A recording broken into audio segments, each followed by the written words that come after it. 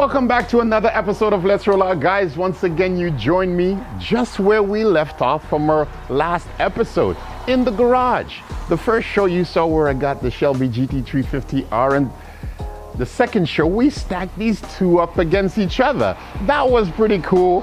The results were surprising, and if you haven't seen that show, go see it. Today, the focus is on this though, the Shelby GT350R. What makes it so special? We will get a little bit technical for you at home, that you can understand why this car costs so much.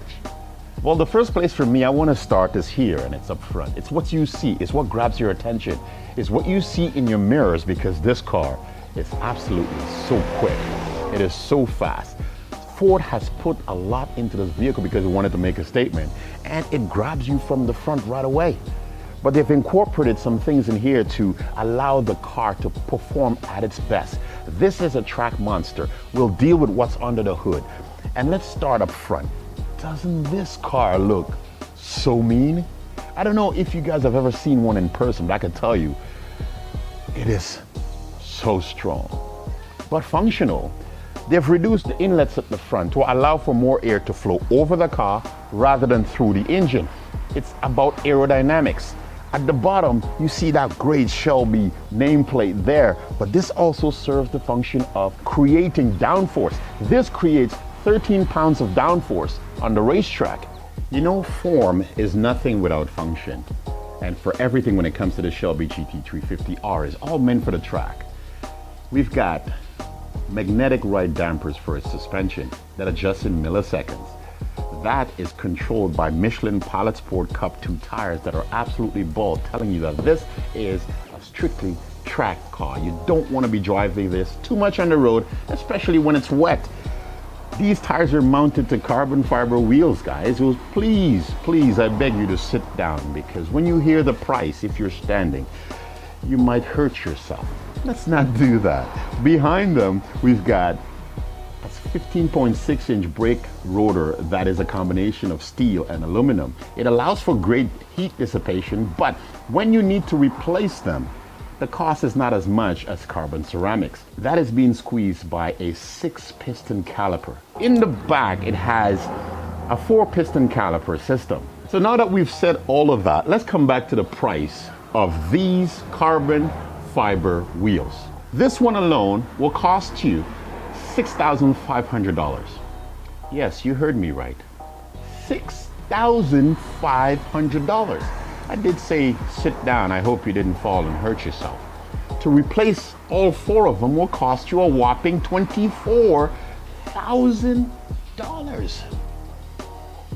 Yes, I have to take a breath after that, because just hearing it, even for me, is hard. But let's not stop there. Let's get under the hood of this thing to see what is happening there, because that's where the party begins, under the hood. You see, under this hood lies that amazing 5.2-liter naturally aspirated motor from Ford. This is hand-built, reminding you of cars like the Nissan GTR, the cars from AMG. But then again, not all AMG engines are hand-built. This one is, though. You can see its nameplate and the guy that signed off on it. Special. It has forged aluminum pistons, an aluminum head. It has a lighter crankshaft that is meant to spool up faster. That smaller crankshaft requires less counterweights to balance it out, giving it that responsiveness that it has. And I can tell you, come back on our next episode, because you would want to see the drive. We plan on making it good for you. This engine, of course, has made it to a 6-speed manual transmission, and that's the only way you want it. With the GT500 now, it's dual clutch. And for the kind of power, yes, some people can justify it. But for simple pleasures, you can't beat the 6-speed manual. You see, the great thing about naturally aspirated flat plane crank V8s is that it revs out to the moon. This engine will hit its peak horsepower at 7,500 RPMs, so it needs to be revved out. You see, a flat plane crank V8, you can find it in cars like the McLaren P1, the Porsche 918, the Ferrari 430. These are supercars. And that's what makes this engine so special. It gives you some of the best sounds as well. Think of those cars, especially the Ferrari 430. It just sings. And just hearing it, it has a very distinct sound to it. The Shelby GT350R. Let's get inside because the Tech Fest does not end. Let's see what's going on in there. Now, when I tell you that the Tech Fest continues, it doesn't mean that it has the best infotainment screen and the best seats in the business and the most comfortable. What I am talking about is attention to what's going on under the hood. This vehicle is simply focused once again for the racetrack, and it has so much info that you can have. You have all your gauges that can tell you about your tire pressures and each individual wheel as well. You've got your axle temperature, your cylinder head, the intake temperatures, your engine oil temperatures, your transmission oil temperatures, your voltage. There's more. I'm not done. There's more. When you want to go down to the track, there's special apps for that will give you your launch control, your exhaust modes. You can adjust your shifting points from the shifting lights at the front. You've got an accelerometer to measure the G-forces as you go around the corners. Once again, it's a racetrack monster. You've got your lap timers and all of this, and they give you this Alcantara covered steering wheel. For me, I think it would have been awesome if it was a little bit thicker, but that's just minute things to complain about. One thing I thought they could have done, which would have completed this racetrack monster, is by giving it a heads-up display. That's the one thing I think that it should have been there. It will give you all the information as you see them instead of having to take your eyes off to look back at the instrument cluster. You can opt to have no AC, no infotainment to reduce the weight of your vehicle.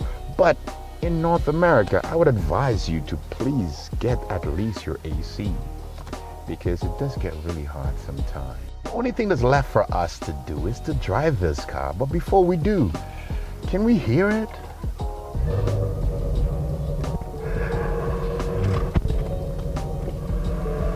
I wind the windows down to get some of the sound coming back inside. And of course, you can adjust your modes for your muffler system.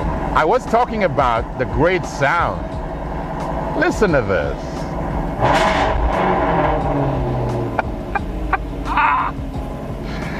The drive is in our next episode, guys. I hope you would come back for that. My name is Elton Felix, and I thank you once again. I hope I've given you enough information, but if you got more questions, please ask me. I'll try my best to answer them for you. Thank you for your time once again. And just listen.